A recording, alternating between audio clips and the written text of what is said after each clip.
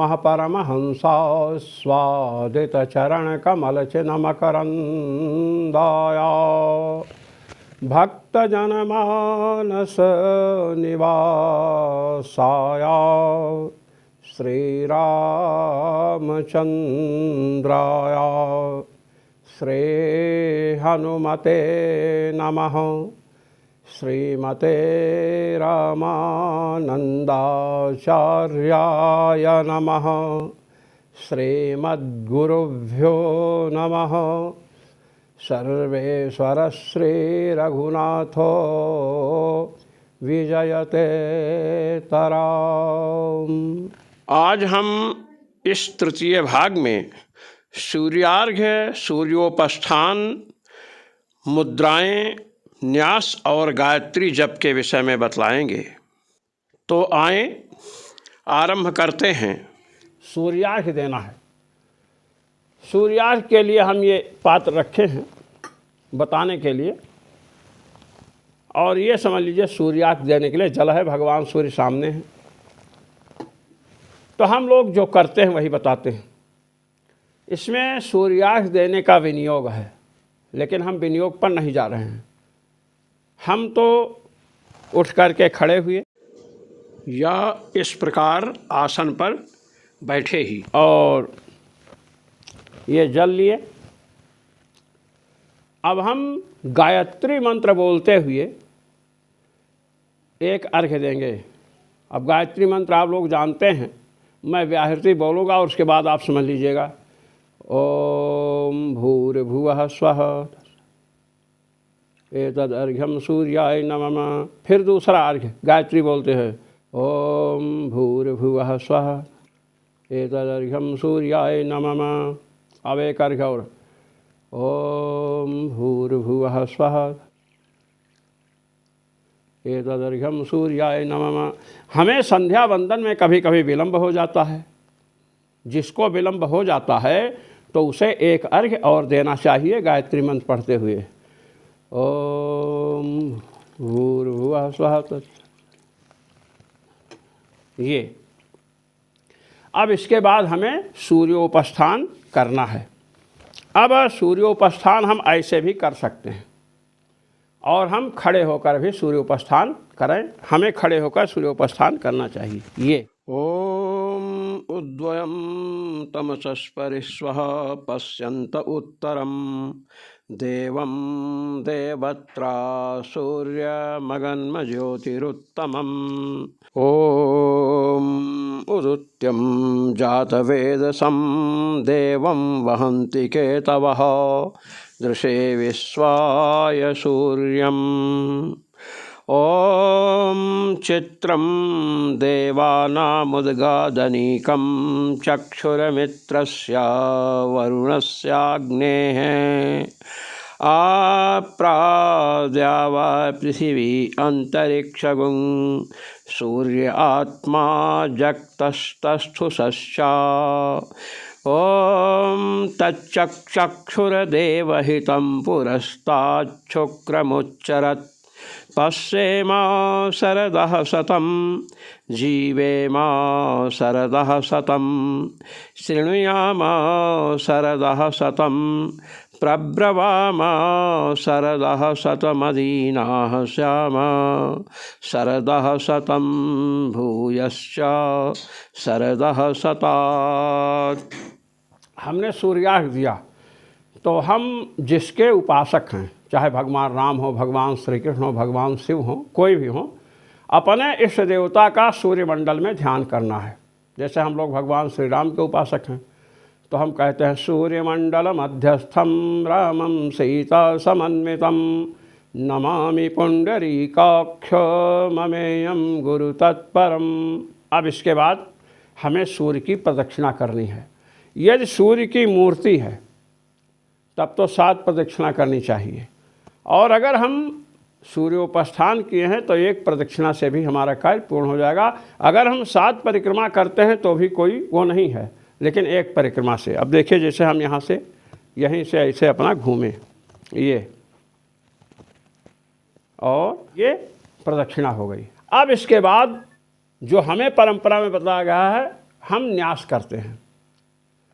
ओम भूः अंगुष्ठाभ्यां नमः, भुवः तर्जनीभ्यां नमः, स्वः मध्यमाभ्यां नमः, तत्सवितुर्वरेण्यम् अनामिकाभ्यां नमः, भर्गो देवस्य धीमहि कनिष्ठिकाभ्यां नमः, धियो यो नः प्रचोदयात् करतलकरपृष्ठाभ्यां नमः।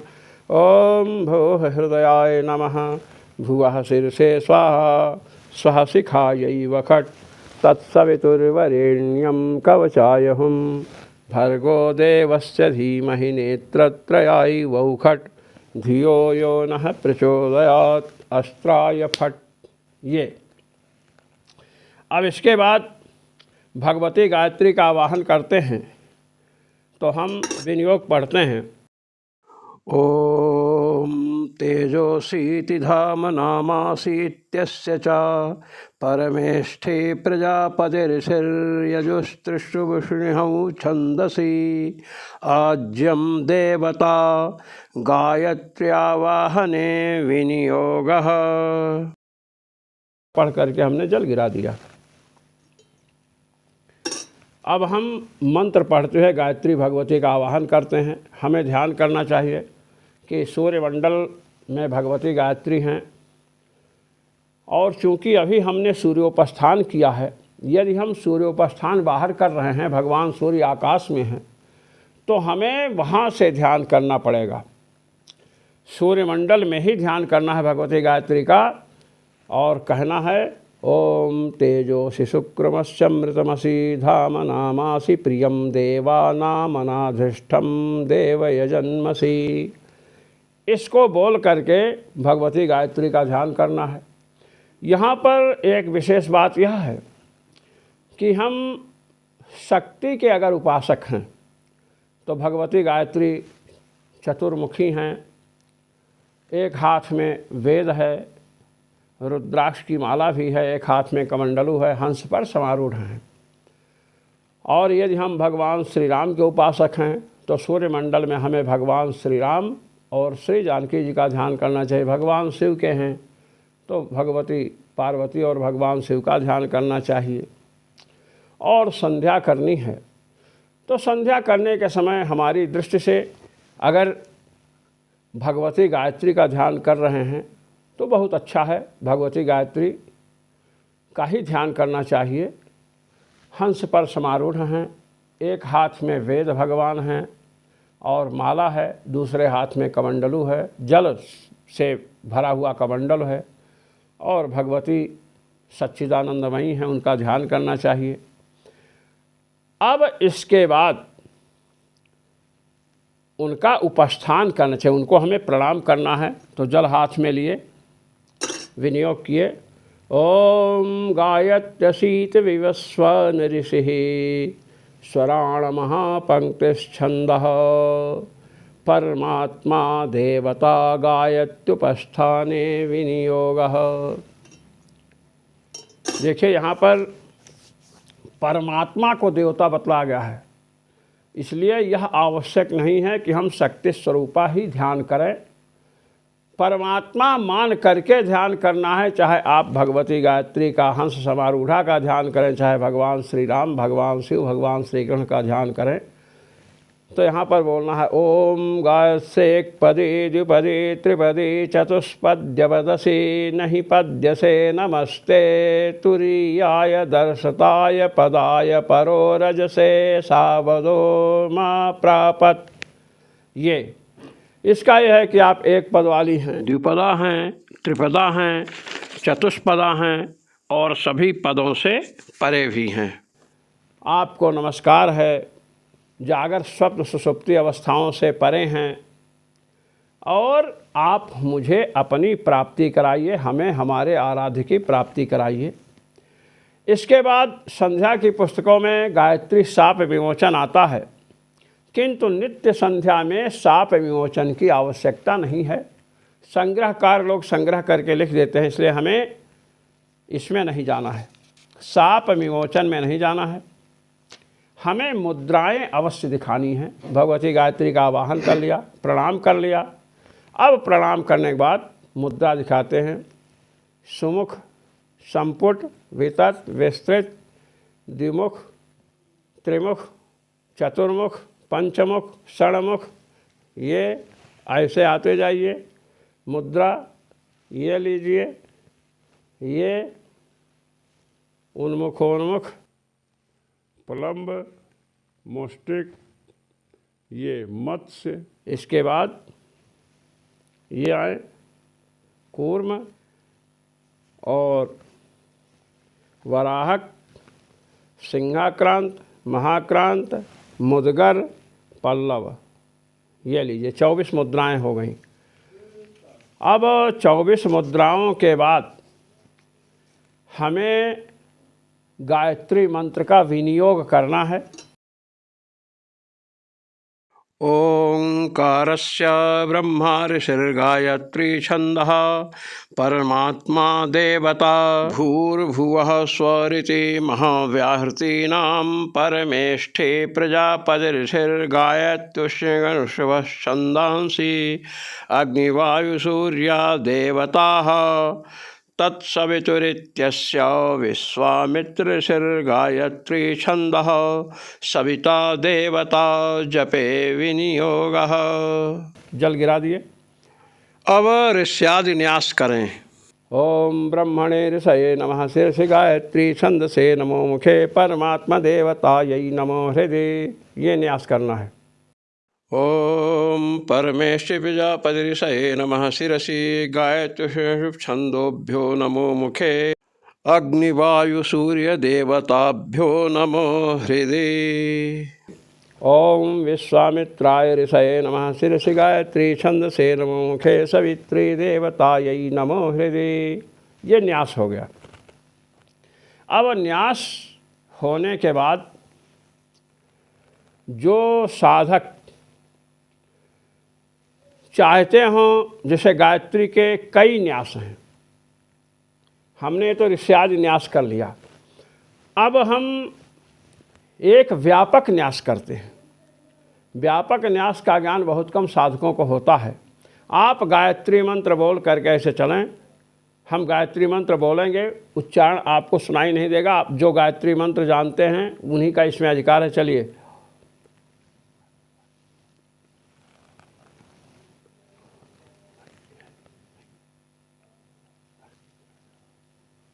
हमने गायत्री मंत्र से ऐसे व्यापक न्यास आरंभ किया और यहाँ से लेकर के आए।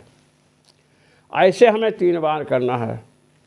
नीचे पैर की ओर से हाथ ऊपर ले गए, फिर ऊपर से नीचे पैर तक लाए, फिर पैर के से नीचे से ऊपर की ओर ले गए सिर तक, और सिर से फिर नीचे की ओर लाए। ये व्यापक न्यास है।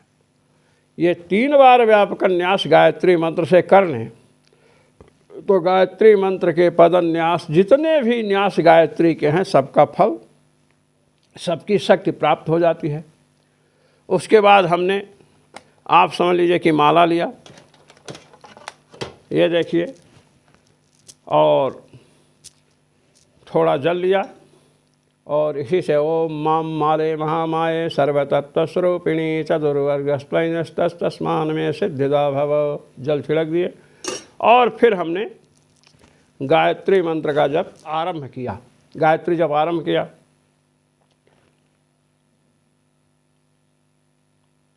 अब समझ लीजिए कि एक माला पूर्ण हो गया, और इसके बाद माला रख दिया।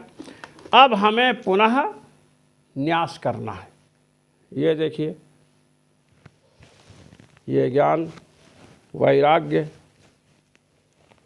ये योनि मुद्रा, ये शंख, ये कमल, ये लिंग, और ये निर्वाण मुद्रा। ये देखिए, ये मुद्रा का प्रदर्शन किए। मुद्राओं के विषय में जैसे आपको मैंने बताया कि गायत्री शाप विमोचन नित्य संध्या में आवश्यक नहीं है, किंतु मुद्राओं की एक अपनी विशेषता होती है। मुद्रा दिखाने का बड़ा फल होता है।